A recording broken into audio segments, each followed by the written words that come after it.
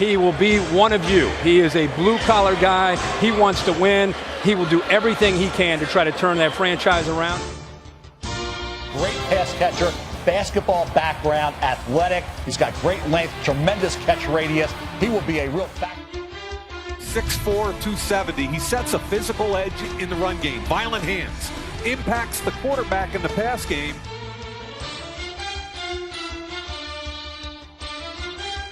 With the first pick in the DML draft, the Houston Texans select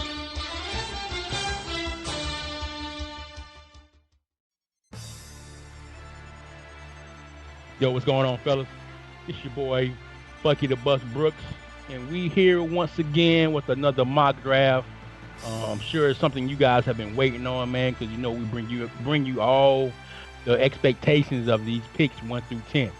However, I got my homeboy on the show for me today, man, and that's Embro Kuiper. What's happening, man? What's going on, Bus? What's going on? Season 2 draft coming up. Let's get it popping, man. Yeah, man. Like I said earlier, man, these guys have been waiting for this show. Everybody is anticipating like where we think these high caliber college athletes are gonna go. So let's not waste no time, man. We're gonna dive right on into the first overall pick once again, and that's the Los Angeles Rams. Man, so right now, man, we have the Rams taking the running back from SMU, man, Michael Highsmith, and we both agreed on this pick, man. I think it's a great pick for the Rams. Last year, if you paid attention to the draft, they went on the defensive side of the ball with Bart Lennon, and it was a great pick. But I'm thinking he's going to go to running back because some of the transactions that he's made in the offseason. As you probably seen earlier in the DML, he has traded Gurley. So he needs O-line, but I think when you lose a crucial piece to your offense like that, some kind of way you have to replace him, man. And I think Michael Highsmith is that guy. He comes from a little small school. I don't know how the competition is down there with being at SMU. But Embro, how do you feel about Michael Highsmith going to the Rams with the first overall pick?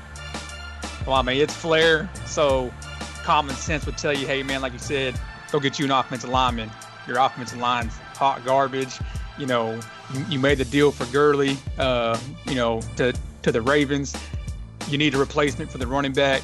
Highsmith gives you everything that you want in a running back outside the size. Yeah. 5'8", 194. He's a receiving back, but he's got off-the-chart measurables. I mean, combine numbers were phenomenal. He's 21 years old. The biggest thing, is his size. So when you got guys in your division like the Seahawks, the Niners, and the Cardinals, where they got nasty defenses, you put a little dude out there, he might get ate up, but I seem to think that Flair's going to be out trying to pass the ball a lot more with some of his acquisitions. So yeah. I think Highsmith at the number 1. It seems like a Flair pick, so I think it'd be a solid pick for him, even though I would probably go O-line if I was him. Yeah, I probably would go O-line as well, and maybe that's why Gurley wanted out of that Rams organization, because they didn't have the O-line to block for him. So bringing in a guy like Michael Highsmith, I don't know if he's going to feel the same as Gurley, but I think he's just going to be happy coming in as a rookie, being on an NFL team, and being able to showcase his talent, man. So hopefully Michael Highsmith can come into the Rams organization and turn things around for them, man. I don't want to see them picking number 1 in the next year's mock draft. So let's keep it moving. We're going to move on to the Denver Broncos, and we have the Broncos selecting Mikael Belotti. If I pronounce your name wrong, I apologize, young kid. But this guy out of UCLA is potentially one of or the best quarterback in this draft. Hey man, he comes from a school that right now is in a little bit of turmoil, trying to find their identity. But I think this guy can make it as a great NFL quarterback. Now he's going to have some competition down there with Drew Lock, but maybe he's somebody that he can oversee and learn from, or will he come in from day one and take over that number one position? Right now he's coming in, he's 6'5", 228 field general, man. So supposedly he has a big arm and he can make every throw. But Ambro, what do you like about him and what don't you like about Miguel? I love him as the number one quarterback in the draft. There's a lot of good quarterbacks in this draft, but I think he stands out the most. I think he had the best season at all of them. He played in a big conference. I mean, the Pac-12 has a lot of good competition. You know, he has good measurables. Like I said, 6'5", 228. He's got good size for a quarterback. He can stand in the pocket, you know, playing in that division. When you got Joey Bosa coming down your neck, you need someone that can take a hit. And I expect Joey Bosa to be licking his chops for the rookie quarterback. So you like that. He's got good throw power, good throw accuracy. He does a lot of great things. I don't really have a knock on him. Yeah. Like I said, I think he's the best quarterback in the draft. The only knock I would have is that he's probably going to go to the Broncos and he's going to struggle. So that would be my one knock, having to be picked so high by a team that you're probably not going to have instant success, if not success at all, during the cycle. Yeah. There's not too many red flags on this guy, except I did read in some of the reports that he likes to win. He doesn't really take losses very well. So I just want to see how that's going to affect him down in Denver. Will he come there after 6 games or after 1 season and demand a trade? That's going to be something that we're going to have to look at. He's coming in as a rookie, but I think he's going to come in, want to win. If he does not get those wins and the spotlight that he needs and wants, he may demand an early trade to get up out of Denver with that with that high altitude down there. He may not be able to deal with that either. So, but hopefully he can come down there and beat out Drew Lock and, you know, establish himself as a great quarterback to you guys already know Mr. John Elway down there. So we're going to keep it moving, man, right along to the Indianapolis Colts coming in with pick 3. Now, here, I got them going with the Florida wide receiver, Nigel Shear. I think this guy is the next coming of maybe a Marvin Harrison or a T.Y. Now, if you look on the screen, you know, we got a plethora of wide receivers, man. We got Sheard, Reese, we got Campbell out of Wisconsin. But out of those 4 receivers, Sheard kind of stands out, you know, with a couple of his combine numbers, man. How do you like Sheard? Even though you went a different direction, how do you like Sheard as a wide receiver? Sheard, in my opinion, is the number 1 receiver in the draft. Like you said, we got 4 receivers that are really good. 3 of them I think are going to be outstanding. But out of all of them, Sheard, you know, ran the fastest, had the highest measurables. He blew up the combine. I mean, he has everything you want in a receiver. I think he would be a great pick for the Colts. You know, he needs some more infusion on O. I mean, definitely when you're picking top 5 back-to-back seasons, there's something wrong, and you're not scoring enough points. You know, you guys always do the why you suck, you know, edition on other shows, and these same guys are on there for a reason. You got to score more points. Yeah. So you put a guy like that in offense, you get more points. I mean, it's a no-brainer. But for me, I'm going quarterback again. You know, I picked him to go with Turner Henderson. Brissett's not cutting it. Brissett just hasn't worked out in the 2 seasons. The Andrew Luck retirement really bit him in the butt when the cycle started. Turner, I mean, doesn't have the size as Miguel, but I think he has just as good, if not maybe a little bit better, attributes coming out of college. He played at a smaller school in Buffalo, but I think if I had to pinpoint, hey, where the Colts should go, they got to go quarterback, man. You know, it's a quarterback-driven league. Not too many winning teams have a, you know, below-average quarterback. So my choice for them would be Turner Henderson out of Buffalo. Gotcha. I absolutely think Turner Henderson is a great quarterback. He comes from a small school as like Buffalo, as you mentioned. And remember a couple years ago, the big arm quarterback that came out of Buffalo was Tyree Jackson, who's playing for the Browns right now, and just took that team through the regular season at 16-0, but they lost in the playoffs. So if Henderson can be anything close to Tyree Jackson, he may be able to turn the Colts around and get them moving in the right direction. Like I said, he played behind Tyree, so he learned from a guy who's already established in the NFL. So this could be a great pick for the Indianapolis Colts. So, just speaking of, let's move on to pick number 4, and we have the Cleveland Browns. Now, the Cleveland Browns, as I mentioned, just went 16-0, bro. How in the world do they move up to pick number 4 in the draft? Cosby. That's all you gotta say. Just Cosby. Okay. I mean, the Lions got Cosby, and the Lions could be picking right here and have an opportunity to take an elite player, but instead they're picking at the end of the draft. You know, right. The Browns made great moves season 1, and they're making great moves season 2. They went 16-0. I mean, they had a bad game in the AFC Championship, and it wasn't because of the defense, it was because the offense couldn't move the ball. So for me at pick 4, I'm going to slide Nigel Sheard, the receiver from Florida, to Bruce and the Browns. He needs something else to go with OBJ. I know Bruce loves to run the ball, but he got to be able to pass it. Because if all you want to do is run, people are going to stack the box on you, and you're not going to be able to, score points. I mean, and it showed. It showed in the playoff game. And like I said, we've already talked about Sheard's measurables. I mean, he's a perfect fit. You put Sheard and you put OBJ together, hey, man, Tyree has some weapons now.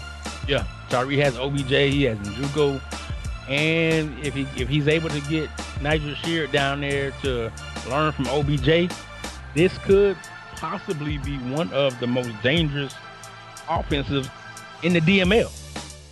So, I mean, he's just going to come out here and help, man, and having Nigel Sheard out there and OBJ, who are you going to cover? OBJ is going to demand probably double coverage or your best cornerback on him. So that leaves Nigel Sheard open to get underneath or take you deep on a go route or a deep post. So it's almost like pick your poison. And, he has Kareem Hunt down there, so you're going to have to respect the run game as well. And the defense, on the defensive side of the ball, the Browns are spectacular. You know what I'm saying? So they didn't really need to make any moves early on the defensive side of the ball. That's why you have them going Najee Sheard, and I have them going Malik Poole at the running back position. So let's keep it moving, man. We're going to go on over to the New England Patriots. And when you think about the Patriots, first name that comes to mind is Tom Brady. Well, Brady is not there anymore. He has rolled his horse into the sunset, and he is relaxing. Now, we both agreed on this pick. We both have him picking Neil Bryant out of FAU. Now, he doesn't get as much praise as Miguel or Turner Henderson, but Neil Bryant is a pretty decent quarterback, man. I mean, he's coming in. He has superb throw power. He's very accurate. He's 6'4", 213, so he can stand in the pocket. And he ran a 4.23. That's not fast, but I mean, he can wiggle the hips a little bit and escape a sack or two. But honestly, man, what do you think Neil Bryant can bring to the Patriots? And can he fill those shoes of Tom Brady? Now, let's not forget, he did select a quarterback in the draft last year, but I still think he goes quarterback this year because I don't think he was satisfied with the guy from last year. What do you think about Neil? He drafted Tucker Black last year in the second round out of North Dakota State, but I know he gave him a little bit of work in the season and wasn't too happy with him. So that's why we both agreed that Neil Bryant was the pick here. When Tom Brady finally retires, you got to replace him. And Neil Bryant has got the size. He has the throwing attributes. He can't really run, so I think that's okay because, the Patriots are used to a non-running quarterback. Yeah. But I think he has that same type of archetype as Tom Brady as being a field general, stand in the pocket, sling the rock. And I think he fits the bill. I think he can groom him. I know it's hard taking quarterbacks back-to-back years, but when you're picking number 5 and you're playing a division where you got to go against teams that are also growing, you got to be able to keep pace. He reminds me a lot of Denzel Marsh that the Jets drafted last year. Big arm, but can't run.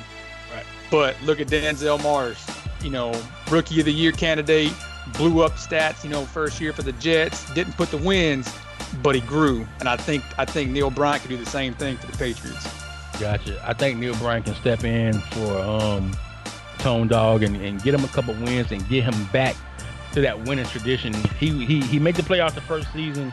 Second season he missed out, and I think maybe he was having confusion with the quarterback position. But now, if he can get Neil Bryant in there, he may sneak back into the playoffs once again.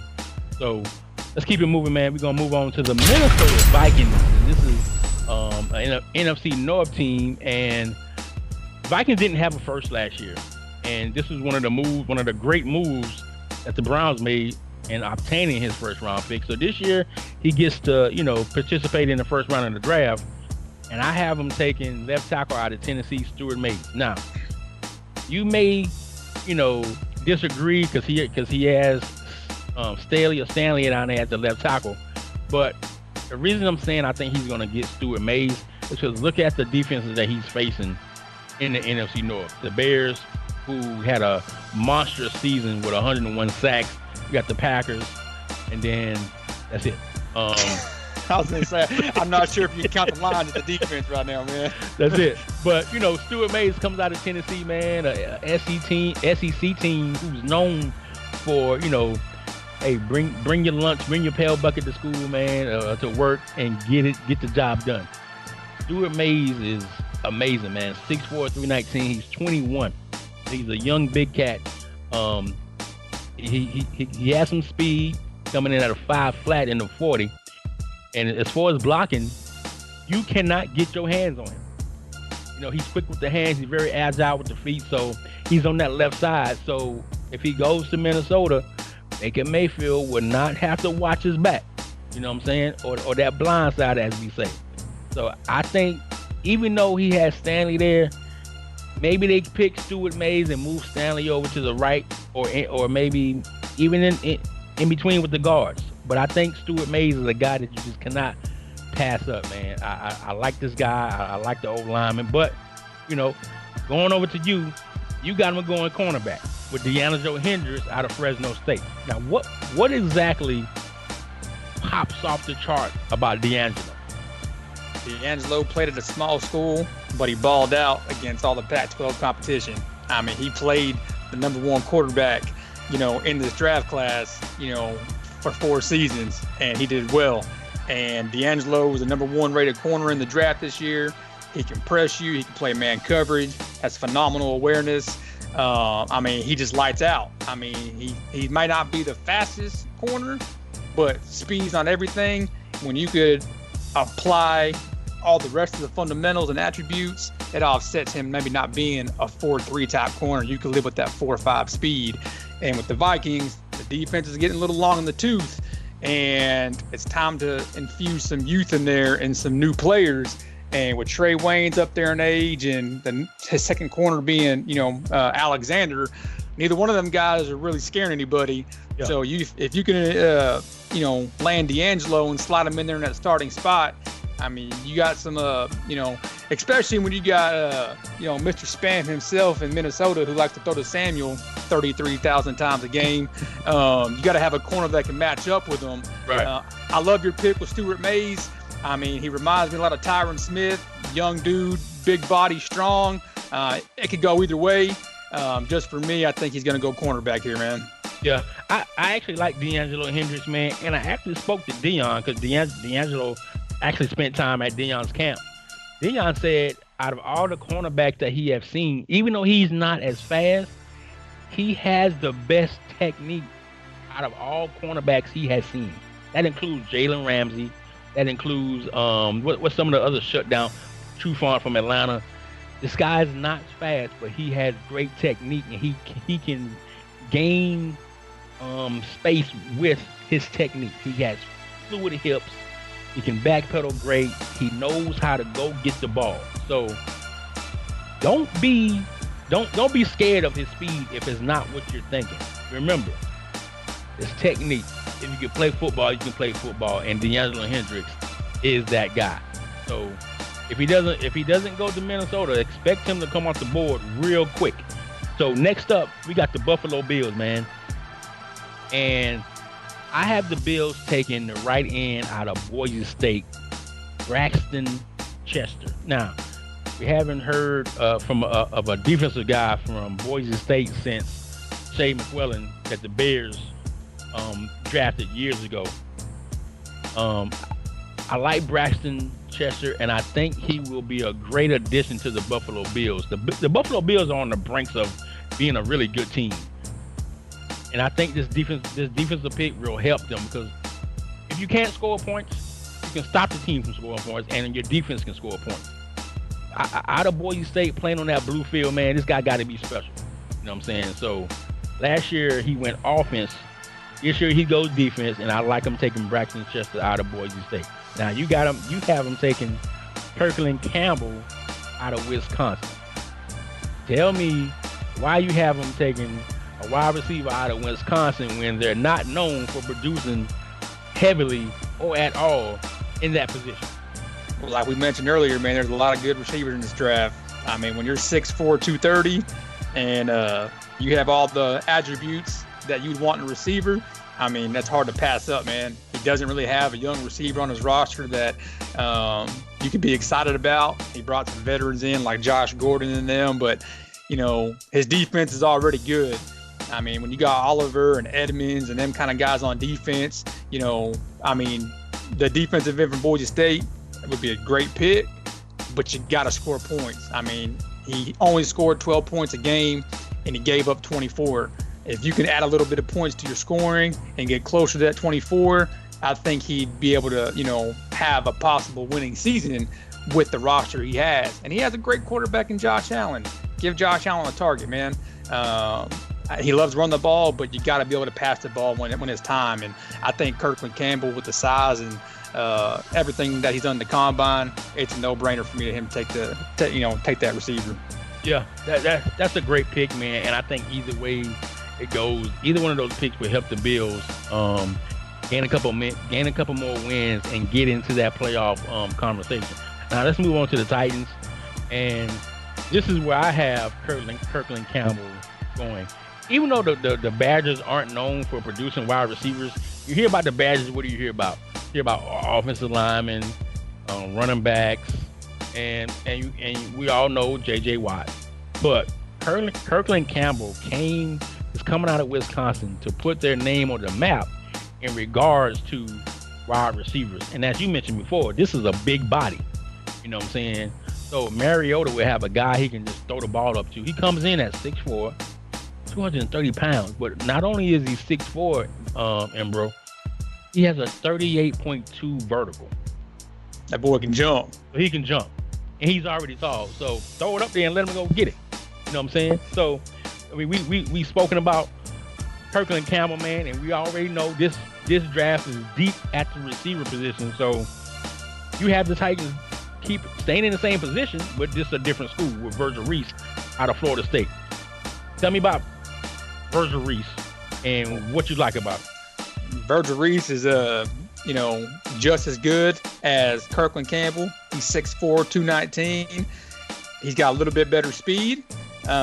And he's the number one vertical jump in the combine. Him being 6'4", he had a 39.4 inch vertical. So just like Campbell, that boy can go up there and get it, and kind of like what you were saying, the Titans, I mean, they got Corey Davis at receiver, but what else you got? Another team need to score some points. Yeah. I mean, that division is a little bit closer than what people realize. And when you got Jalen Ramsey down in Jacksonville and you got Addy playing the defense he plays with them corners he has, you got to be able to have a receiver that can go get it, man. I mean, I've seen the Titans play, and he threw at Ramsey with no receiver. So if you're going to throw at Ramsey with no receiver, go get you a receiver that can go get it. And I think Virgil Reese fits the bill. I think it's a great pick for the Titans at number 8. Yeah, Virgil Reese is a great player, man. He's one of those guys, once he got to college, man, he had to kind of decide if he wanted to go the football route or the basketball route. He excelled in both sports, but he got most attention being on the football field, man, using his basketball mind to, know how to box out the cornerbacks, man, go up and get the ball, use his body as a shield. And he will do great at no matter what team he goes to. But I'm sure the Titans are hoping he falls to number 8 where they can pick Virgil Reese. Now, let's move on to pick 9. And we got the Washington Redskins coming in at pick 9, man. And I think this pick is kind of like a no-brainer. If you look on the Redskins roster right now, they have no right tackle. They have a bunch of running backs, but you have to be able to block. And I got them taking Emery Stark out of Tennessee. Now, when we talked about earlier, man, we talked about Stuart Mays. Now we're talking about Emery Stark. Now, I'm trying to figure out what type of offense or how good was the Tennessee Volunteers, because they had a top 10 tackle that's projected to go at number 6 to the Vikings, and then now at number 9 you got Emery Stark. So I'm sure they must have won some type of national championship or had the most high-powered offense in the NCAA. Emery Stark comes in at 6'8", 338, 21 years old. Wow, that's a massive guy who can hold down that right side when blocking or passing. So either way it goes, if you move him to the left or you move him to the right, he's going to be a solid piece on that offensive line, man, that can anchor you throughout the season. So he can block for Geis, Love, or whoever else you might put back there. So you got him going. Stuart Mays, they're both from Tennessee. So there's no way he can go wrong with the 9th pick. Tell me about Stuart. And like you said earlier, you know, when you talked about him going to the Vikings, I mean, I can't think of the last time, if it's ever happened, you had 2 offensive tackles on the same team that played 4 years together and that are 21 years old and that had those type of measurables and those type of abilities. I mean, it's crazy, man. I mean, you can't go wrong with either one of those linemen. I mean, they're both nasty. They both come off the charts at you. I mean, I don't know if it's ever happened to see 2 offensive linemen from the same school go in the top 10, but whether it's Stuart Mays, Emery Stark, I mean, it'd be a no-brainer pick for the Redskins, who love to run the rock and who has a phenomenal running back in Geis. You know, he had to let some linemen go that were getting up there in age. Yeah. So I think him getting Stuart Mays at that pick would be a match made in heaven for the Redskins. Oh, definitely, man. When you got Emery Stark or Stuart Mays possibly sitting there at pick 9, you just flip a coin and you just select one of them, man. And the funny thing about this crew is they play high school football together, 4 years of college, but now they're going to be separated once they get to the NFL. And you said Stuart Mays came in at 6'4", man.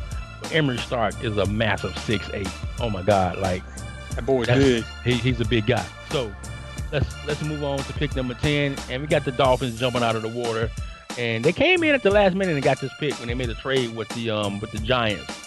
So this is a team, man, that has pieces that they need to address, but they have money also. This team has been addressing a lot of positions in free agency, but he's a guy who likes speed. And Cecil Fuller out of Arizona State is probably the fastest cornerback in the draft. I'm not sure about his coverage skills. They're there, but I think they can be better. But this pick is solely because of how fast Cecil Fuller is coming in, running a 4.38 40. 6'2", 181, 24, so he's a little up in age. So hopefully he comes out and he can play, because he doesn't really have time to develop into that Xavier Howard or that Jalen Ramsey that you're hoping.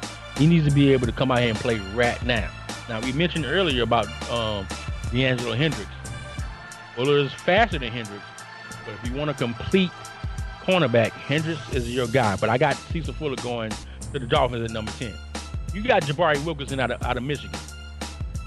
Tell me what you think about what you like about Wilkerson and why you feel like he can actually compete in the NFL. Man, Jabari is a big boy, 6'7", 316. You know, he played the Big Ten, where you played against the big boys in Wisconsin and all the rest of the teams he has to go against a year, and he was dominant. I mean, he's one of the highest rated defensive players in the draft, and the Dolphins organization loves defense, and they love big bodies. You put Wilkerson next to Christian, Wilkins that he already developed, man, I don't see who's going to be able to run against that. We've already seen Christian Wilkinson in 2 years become an X factor and just dominate that division, dominate the AFC. Right. I mean, I think one game he had like 11 sacks. Yeah. So you add another person like that, I mean, to me, it's a no-brainer. I think he likes the D-line. Fuller would be a good pick. Just a couple of things I don't think go in his favor at number 10 to the Dolphins, that he's a little bit on the older side. I know Dolphins ownership, not really a big fan of drafting rookies that are that age. And also he's a man corner, and his guys are usually a zone top corner. So, I mean, I can see him going Fuller, but if I had to put my money on something, I would probably go with the DT Wilkerson. Yeah, Jabari Wilkerson is a big guy, as you mentioned. And bro, at 6'7", 316, he's like a big mountain in the middle, man. And like as you mentioned, you team him up with Christian, man. That's a nice little 1-2 punch on the D line, man. So expect Wilkerson to come into Miami, man, and enjoy the sun, the palm trees, and the women. Hopefully that doesn't distract him as much. He focuses on football and not the women that's on South Beach. So, hey, man, that was our top 10 picks for this up-and-coming draft, man. And just to let you guys know, DML Draft is Saturday at 1 p.m. Eastern, man. So make sure you tune in to see where these high talented kids go. Some of them may go top 10, some of them may go 1 through 20. They may not even get picked at all. So the guys came out, man. They're ready to ball. They're ready to showcase their talent for their new teams. So on that note, I want to thank Embro Kuiper for stepping in and coming in on the show for me. And Oh, definitely, man. It was fun. yeah, so hey, make sure you stay tuned, man, for the draft. And until then, we will see you next year for the next mock draft.